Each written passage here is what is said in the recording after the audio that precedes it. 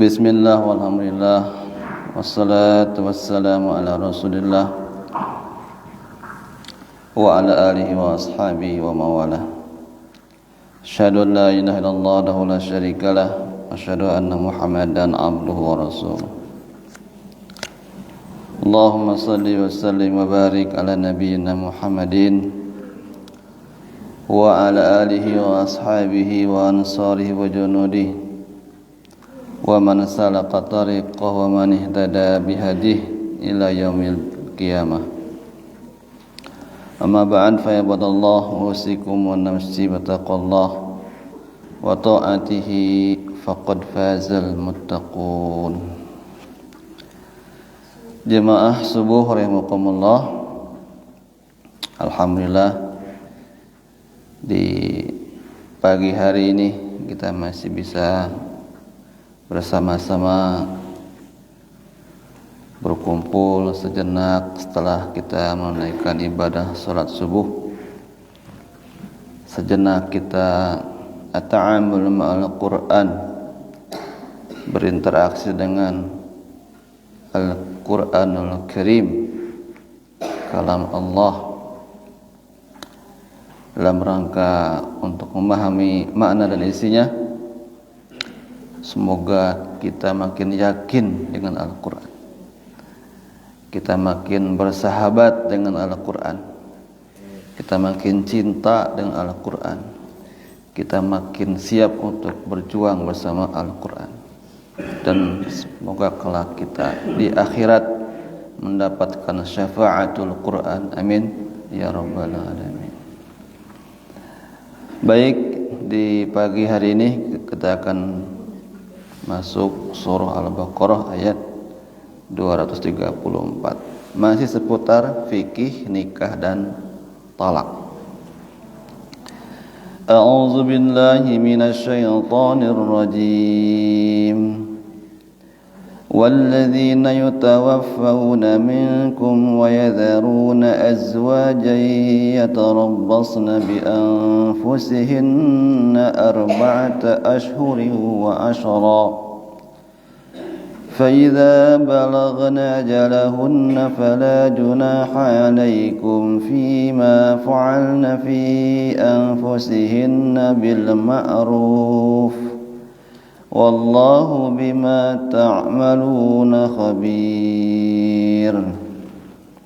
Sadaqallahul azim. Wallazina yutawaffawna, dan orang-orang yang wafat dan orang-orang yang meninggal dunia, minkum, di antara kalian, wa yadharuna, dan mereka meninggalkan, azwajan, istri-istri,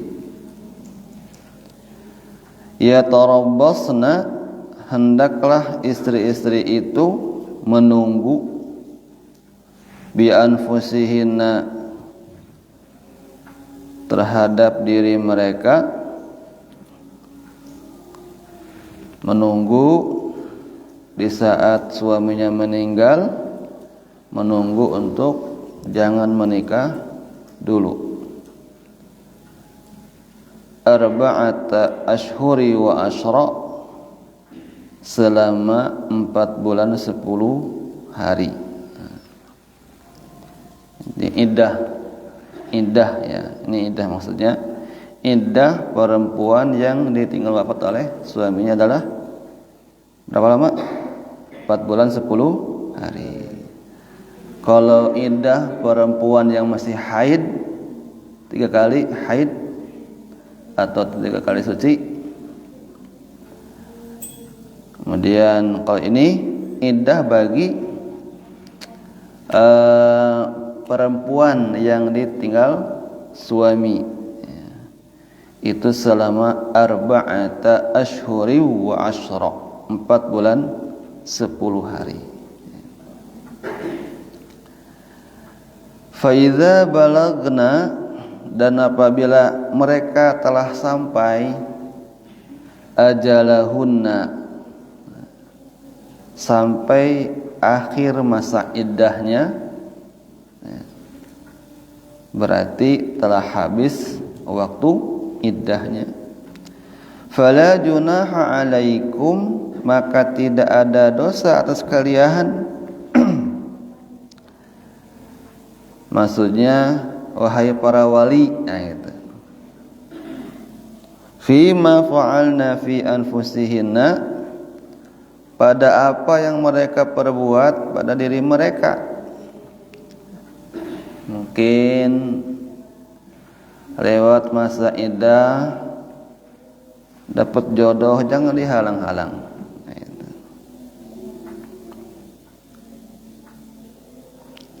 Tapi dengan syarat bil ma'ruf, dengan cara yang ma'ruf. Wallahu bima ta'maluna khabir, dan Allah Maha teliti, Maha mengetahui dengan detil apa yang kalian kerjakan. Jemaah rahimakumullah, kalau lihat dari rentetan ayat ini, ya, berarti kita sudah mengetahui yang pertama, iddah wanita yang ditalak suaminya dalam keadaan masih haid, ya, itu 3 kali haid atau 3 kali suci. Yang kedua, kita telah mengetahui namanya talak ba'in, talak ba'in sugro dan talak ba'in kubro. Talak ba'in sugro itu talak yang bisa rujuk lagi, nah, talak 1 dan talak 2.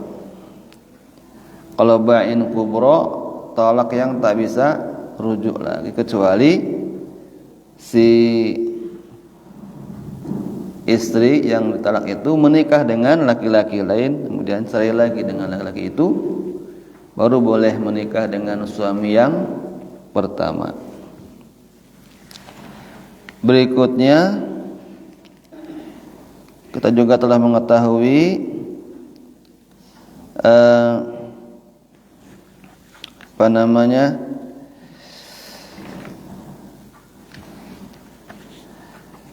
wali adol, namanya wali yang menghalang-halangi anaknya menikah, ya.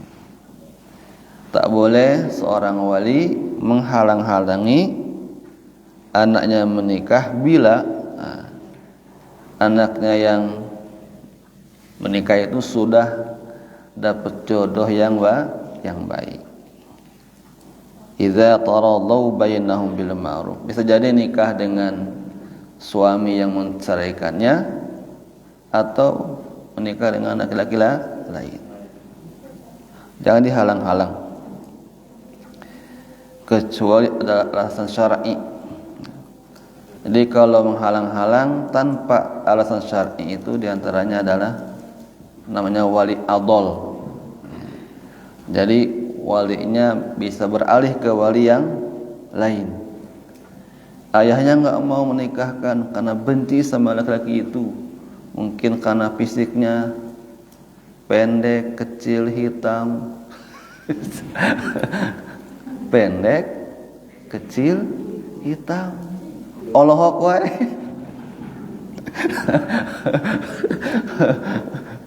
Teka bayangnya.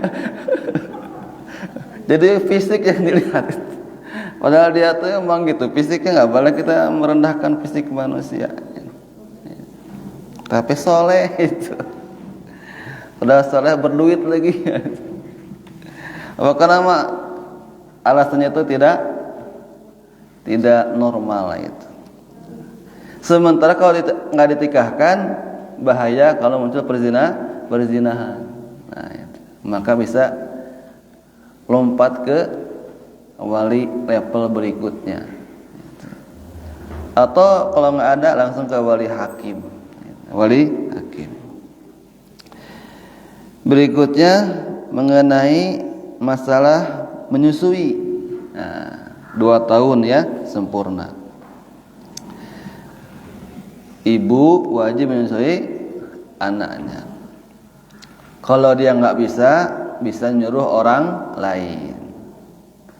Juga boleh kurang dari 2 tahun, yang penting sama-sama ridho, ya. Istrinya mungkin tidak sanggup 2 tahun itu, kemudian suaminya mengizinkan atau nyuruh orang diupah, nah itu boleh, silakan. Berikutnya ini 2, 3, 4 terkait dengan iddah perempuan yang ditinggal wafat oleh suaminya. Jadi ada ini jazakumullah. Jadi iddah itu kan masa tunggu, tarabbus atau istibra. Istibra itu tahapan proses waktu pembersihan rahim. Jadi rahim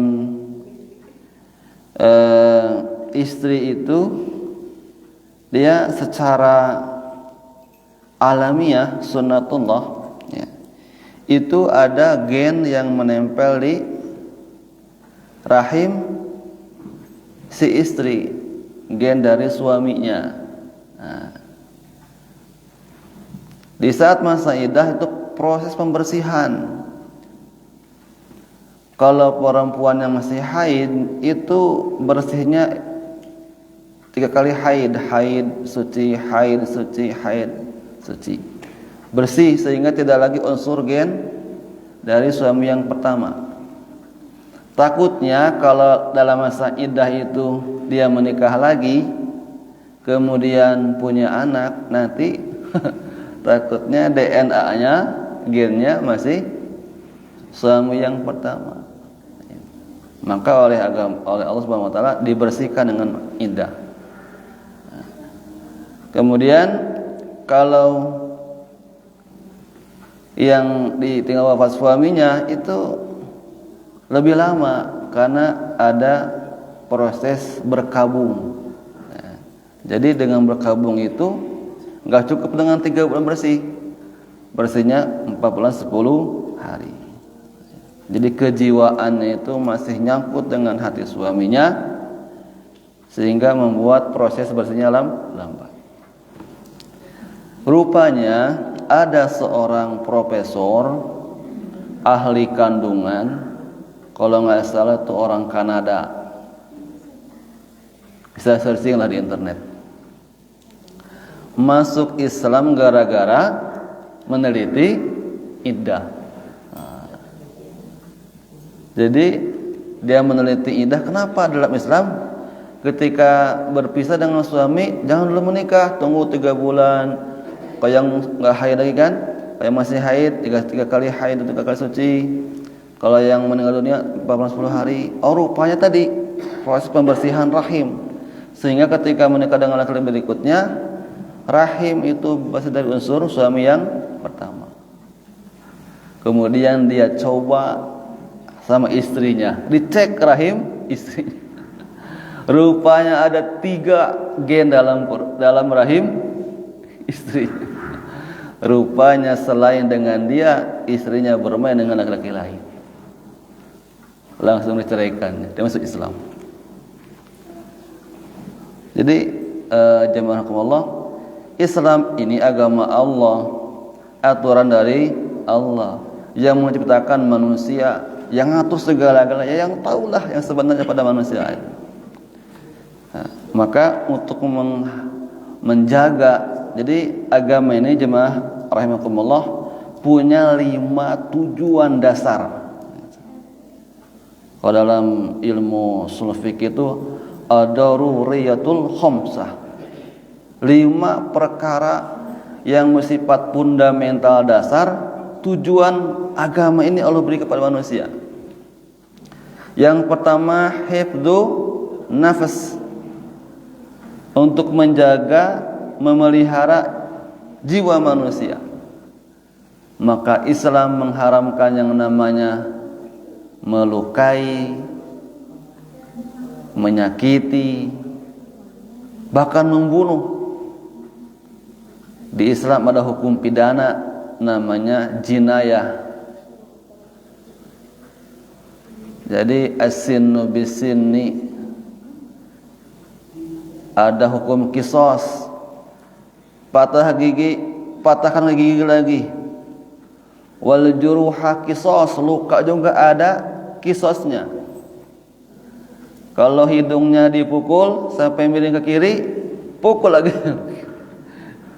Jadi, Alhamdulillah, saya dapat kawan yang pernah kuliah di Madinah. Ada kelahi 2 supir taksi. Ini kalau Pak Ibu sekalian, kalau di Arab Saudi, di Mesir itu enggak berani kelahi itu buk-buk, apalagi bunuh-bunuhan. Kenapa? Ada hukum kisos. Jadi ada 2 supir taksi kelahi. Wah, gitu aja. Enggak berani mukul, karena kalau mukul dikisos. Ini ya tangga kawan yang cerita kan. Tapi mungkin juga kan hidungnya pada panjang ya kalau ke orang kesana kan. Wah, kelai. Kan mulutnya hampir dekat hidungnya, digigit hidung itu. hidung kawan itu digigitnya. Aduh, kisos. Di pengadilan digigit lagi hidungnya. Jadi kisos. Kalau nggak dikisos, denda, bayar diat. Jadi macam-macam ini bayar.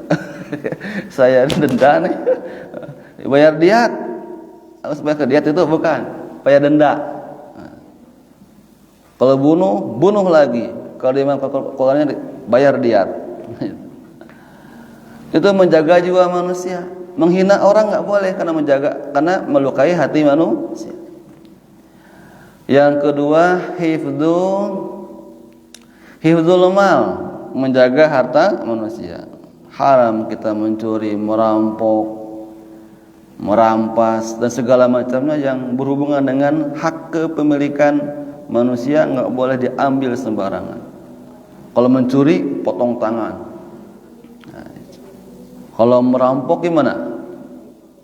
Enggak cukup potong tangan, dipotong bersilang. Tangan kanan, kaki kiri. Kalau yang korupsi gimana hukumannya? Itu lebih berat lagi. Pokoknya bunuh aja tuh, karena sudah mengambil harta banyak orang.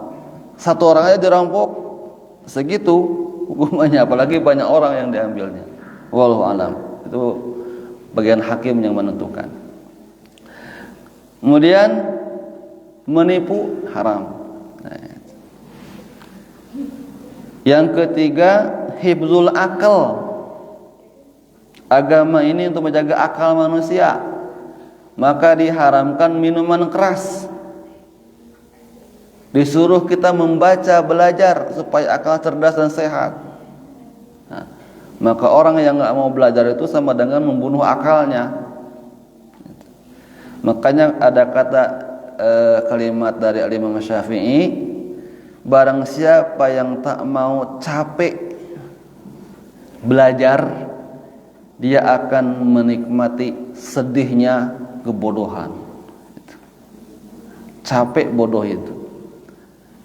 Jadi biarlah anak-anak sekalian, sekarang capek kita belajar, tapi di kemudian hari kita enggak capek dengan kebodohan. Orang yang enggak mau capek dengan belajar, dia akan menghadapi pahitnya kebodohan kemudian hari. Yang keempat, hifdzun nasl, menjaga, memelihara keturunan. Nah, ini termasuk iddah, ini menjaga keturunan supaya jelas nasab ini anak siapa gitu. Maka dalam agama kita disyariatkan nikah, diharamkan zina. Karena dengan nikah nasab orang jelas, dengan zina nasab orang tak jelas. Maka bila ada anak hasil zina, terputus nasabnya. Dan dia enggak punya hak wali, enggak punya hak waris, putus. Karena perwalian nikah kuncinya, waris juga nikah kuncinya. Mungkin secara gen anak dia, tapi secara hukum bukan anak dia. Dicek oleh ilmu tes DNA, ini anak si anu, tapi hasil zina, betul hak anak dia, tapi secara hukum bukan anak dia. Kalau nikah anak perempuan misalkannya, maka walinya wali hakim. Kalau ayahnya meninggal, nggak punya hak waris anak itu, atau anaknya meninggal, ayahnya nggak punya hak waris di anak itu. Maka diantara bentuk menjaga menjaga keturunan adalah dengan cara syariat nikah, termasuk iddah ini. Yang kelima, hifdzuddin, menjaga memelihara agama. Maka Islam melarang kita untuk murtad. Makanya bahasa Rasulullah, man baddala dinahu faqtul. Siapa yang murtad, bunuh. Maka kalau dalam agama Islam, hukum yang ya dibunuh. Nggak boleh kita mempermainkan agama. Islam pagi, sore, Nasrani malam, Konghucu, ganti-ganti. Itu mempermainkan agama. Termasuk menjaga agama itu dengan ada jihad. Jihad itu menjaga agama. Karena kalau nggak ada jihad, orang bebas mengatakan agama Allah ini. Jadi 5 ini tujuan pokok syariat Islam: menjaga jiwa, menjaga harta, menjaga akal, menjaga keturunan, menjaga agama. 5 ini semua syariat Allah pasti muaranya ke yang 5 ini. Berarti nikah, aturan pernikahan, aturan talak itu untuk menjaga keturunan. Sebelumnya anak itu mesti disusui. Itu kan bentuk menjaga keturunan. Dinafkahin, itu menjaga keturunan. Wallahu bima ta'maluna khabir. Dan Allah Maha mengetahui dengan teliti apa yang kamu kerjakan, ya. Mungkin demikian jemaah di pagi hari ini, semoga ada manfaatnya. Wallahu ta'ala a'lam. Assalamualaikum warahmatullahi wabarakatuh.